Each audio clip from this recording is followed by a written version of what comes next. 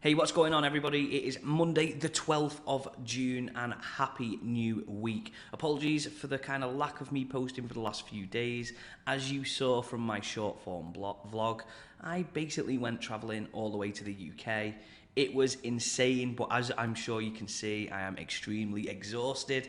But we've got so much content to share with you from those last few days, including interviews, reviews, and frankly, my honest opinion on where the space is heading in the UK. Now, if you're looking forward to seeing that, stay tuned. It's going to be posted in the coming days, and I can't wait to share it with you.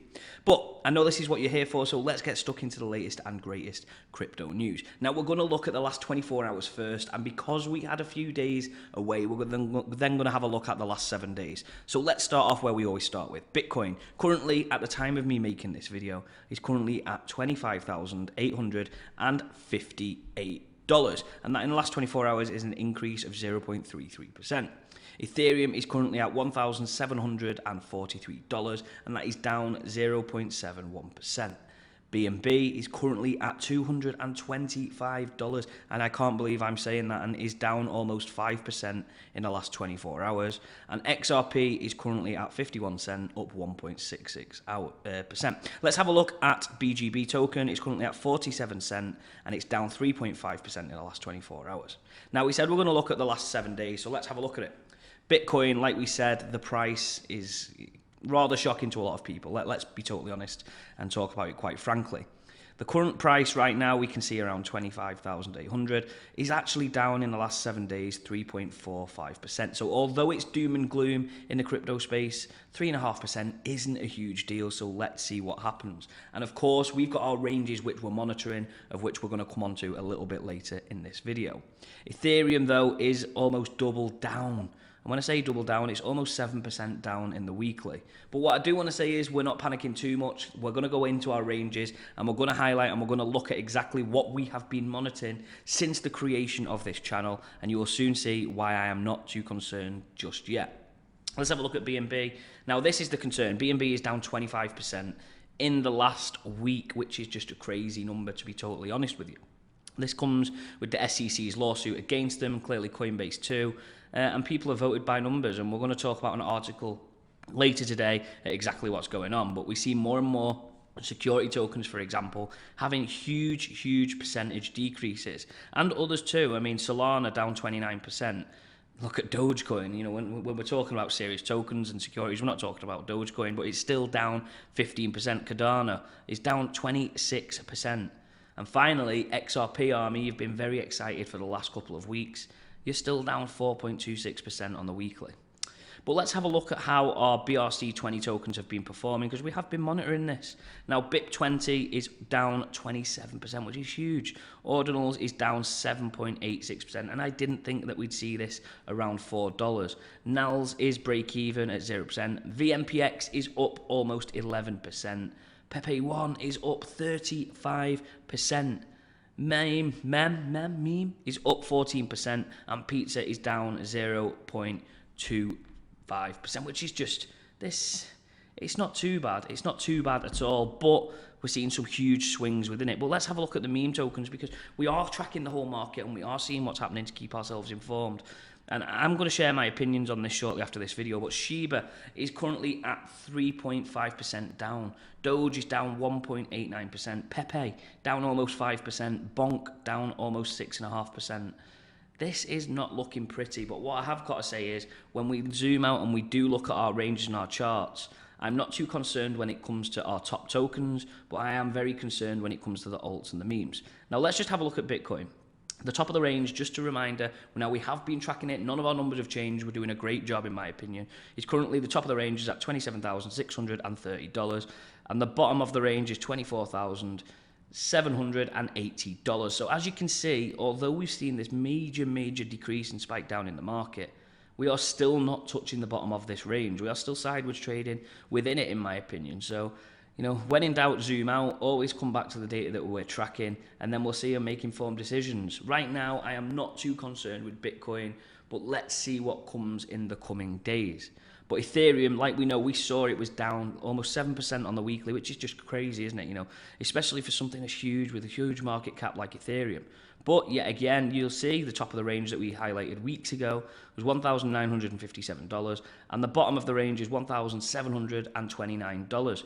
So as you can see, we are still within that range. So we're not panicking just yet. That one big candle, that 4-hour candle that you can see just there, it did shock many, but can we fight back? And I think the only way we're going to find out is in the coming days. Now, this is where it gets different to Bitcoin. If we don't and we reject the lower of this range, we are going to test the next range. And I'm going to bring it to your attention. The top of the next range is $1,729, and the bottom of that range is $1,571. So rough days could be ahead if we do not beat the bottom of the range that we're currently in for Ethereum. Let's pray for the best outcome. Let's see what happens. Let's see the volumes, and let's see how we react on this Monday.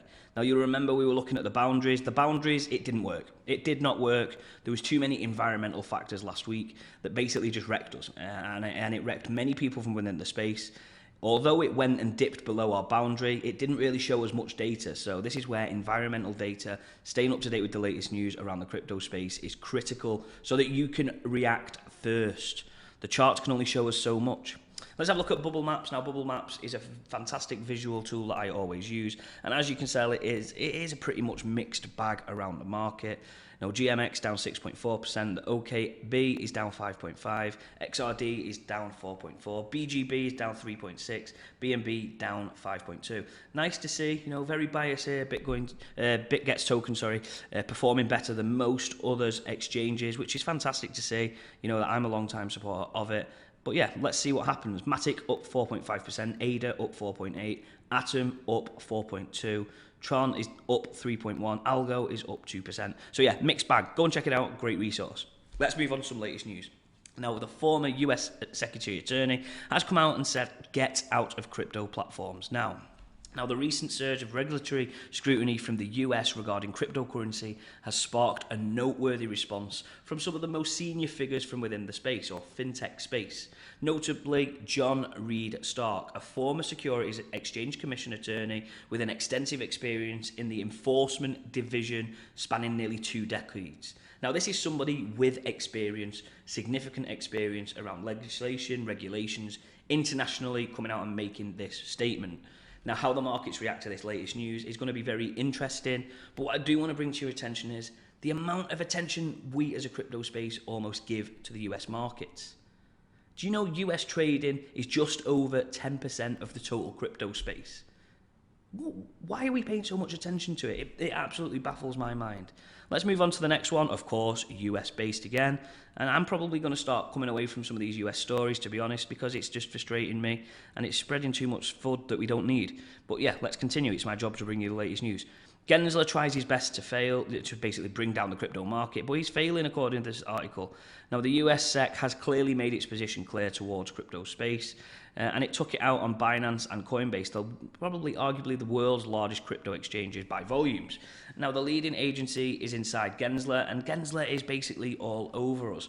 You know, he's listed the following as unregistered securities, which is Polygon Matic, Cardano, Solana, Cosmos Hub, Filecoin, Decentraland, Algorand, and Sandbox Token, for example. And I mean, we're seeing other exchanges like Robinhood and places like this delisting these tokens and want zero association with it. The effect has been very clear. I mean, unfortunately, there are huge people still within the space still listening to what comes out of America, and some would say arguably so. So this man has got huge power. But what is very interesting is, in the same week that our friend Gary here has come out and really gone against Elon Musk and other people of key influence for destroying markets or pumping markets, he arguably is doing exactly the same thing as an individual. Now, when I say this, and hear me out on this point, if the organisation, the SEC, were to come out and make formal statements, absolutely, then that's in my opinion absolutely fine. That's their right. They're a council of which, or a body of which, should regulate the space in a nice way, not bad way, Gary. But when you're going on talk shows or you're going on news interviews and you're dropping clangers like the terminology and the aggressive language that you're using, you are doing exactly the same of which you said to influencers they shouldn't be doing because they have control around the markets. You're doing the same, Gary. Let's move on to the next article. Now, the US Commission clearly banned Binance, which is a very interesting story. But they've now, in Nigeria, they've followed suit and they've made all operations illegal, which is very concerning. And I'm very interested to see how this pans out.